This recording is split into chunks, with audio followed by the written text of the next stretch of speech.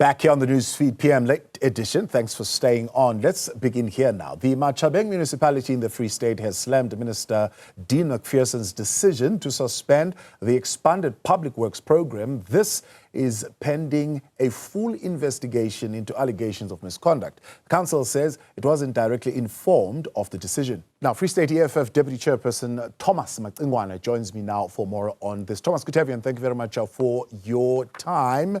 Do you have, as the economic freedom fighters in the province, evidence of ex-councillors, ANC officials who are currently getting, I suppose, what you call inflated salaries from the EPWP program? Good evening, Mr. Mdluli. Let me first take this opportunity to greet you and our viewers at home, particularly greet the supporters and the members of the mighty economic freedom fighters. Indeed, we have evidence of these allegations that have been making rounds in the media. We have seen the pay slips of these ex-councillors of the ANC, but that's not only the evidence that we have. We've seen these individuals whom we know that we served with in the previous term of council, and they were not re-elected into council, and they form part of the ballooned staff component in the office of the Speaker and the office of the Mayor of Matjhabeng. Yeah, how many officials are there, and what role are they currently playing in the politics of the ANC in the province?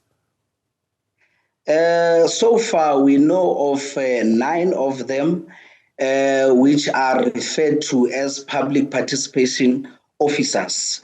And public participation officers are individuals that are normally employed to assist the office of the Speaker in carrying out its primary mandate, which is connecting the council with the public. And when you look at the number of the PPOs that are there, they even exceed the number of towns that Matjhabeng municipality has. Yeah, and who should be responsible for paying the PPOs? Should they be paid at all? The PPOs, if they form part of the organogram of the municipality, meaning when they are integrated and are budgeted for, they should be paid by the municipality directly from its salary bill. Yeah, and that would have nothing to do with EPWP program? It would definitely have nothing to do with the EPWP program, because if you go and establish well as to say, why was the program first initiated? The program was initiated to alleviate poverty, and that is to give temporary work to the ones that are economically active but are struggling to find jobs, and also maybe taking them through skills development programs and things like those. So it would not be correct that individuals who are working directly for the municipality are paid with a grant that is meant for poverty alleviation. Yeah. So where we are now, the MM and the mayor would have done a little bit of a briefing, both of them with members of the media, and had a 2-line statement which says, look, the suspension of the funds is premature, as due investigations that must be done, and in 14 days they'll have information. Now, the first question is this. Is this something that is being brought to the mayor's attention for the first time? Is this something that he doesn't know, this evidence that you say you clearly have with payslips and everything else? Is it something that he's never seen before?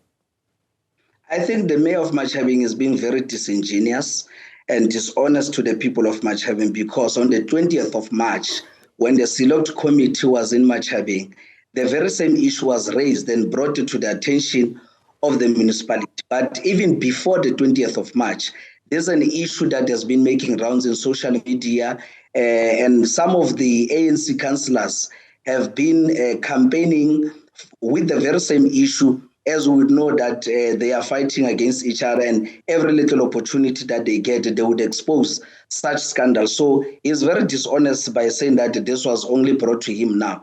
I mean, for an example, I only came back into Matjhabeng in October 2024, and I already knew about this issue before I came to this municipality. So it's not true that it was brought to him for the first time.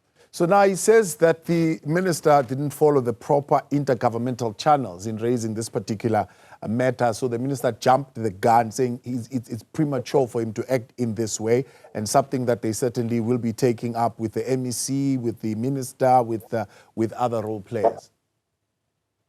I think what we must actually really agree to here is that there is no form of coordination in the government of the ANC and the Democratic Alliance.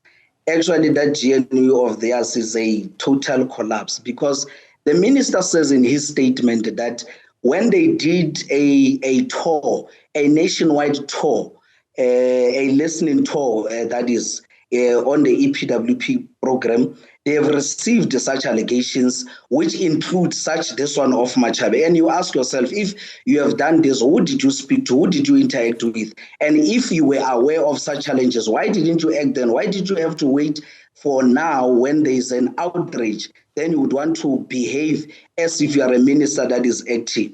I want to agree with the fact that perhaps they should have dealt with this thing with their intergovernmental relations, because now the poor people, our poor masses, are the ones that are going to be affected by this thing. I was surprised when the mayor said that the participants must not worry, they will get their stipends because matters were already processed. And the question is, if they were already processed, why they have not received their monies, and why over the past couple of months there's been times where these very same stipends were delayed. So I would want to say that it was very reckless of both the minister and the municipality not to take into account the fact that this is going to have a negative impact on the poor, marginalized people of Matjhabeng. Yeah. As we speak now, the workers saying they were supposed to be paid on the 25th. They have not been paid. It's now the 28th. Yet there are some others who already have received their pay, called general workers.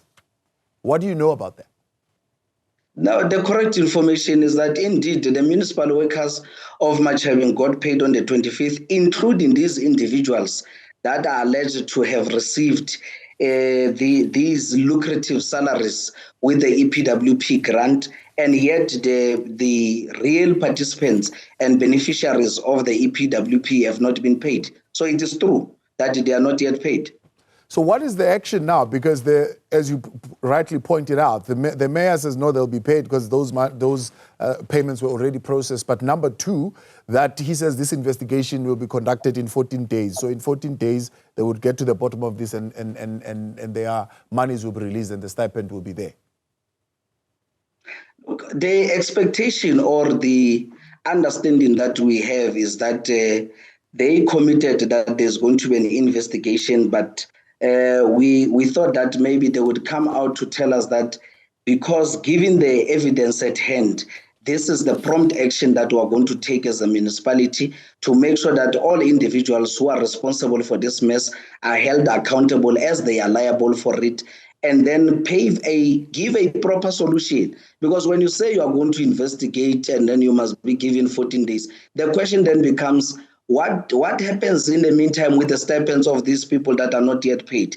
And two, what happens to these individuals that are appointed under the pretext that they are coordinators and supervisors and all of these things in the EPWP? So I think that the mayor, given the fact that this information was brought to his attention many months ago, and it cannot be correct that only now he's telling us about investigation that has to take another 14 days. And we know that when they say 14 days, that could take up until the end of the term. So the EFF in the Free State, I think on Wednesday, it will release a program of action, a proper response to these challenges, as to say what is going to be done in ensuring that our people are protected against this looting, against these hyenas who are actually milking the blood out of them. Well, the statement of the minister seems to indicate that he is pushing for a reform of the EPWP program. So in its current form, he says it's not working. So his view is that it must be reformed, one, to eliminate any possibility of abuse, two, ensure that intended beneficiaries fully benefit from the program free of political interference. How does he get there? What suggestions would you have for him? I think one, Mr. Mdlulu, we must agree to the fact that the program was first initiated to upskill our people, to develop their skills and so that they become ready for real employment. And I think that should be their point of departure, is to ensure that the program funds skills development programs that are going to ensure that our people become entrepreneurs more than just job seekers. They become qualified in areas that are strategic for both the municipalities and provincial government, such that they are able to contribute in the service deliveries in our municipalities. Also, to ensure that they get at least a living wage that is sufficient to carry families, that because some of these people, you would find that from that little stipend that they are earning, they have to feed a family of 10. Others, they come from families where there's no income at all. So we need to ensure that we've got a program that is not only going to respond to a disguise of job creation, but to create real opportunities for our people and ensure that they've got the necessary skills that are required in the labor market. EPWP Free State Deputy Chairperson Thomas Macingwane, appreciate your time. Thanks so much for coming on this evening.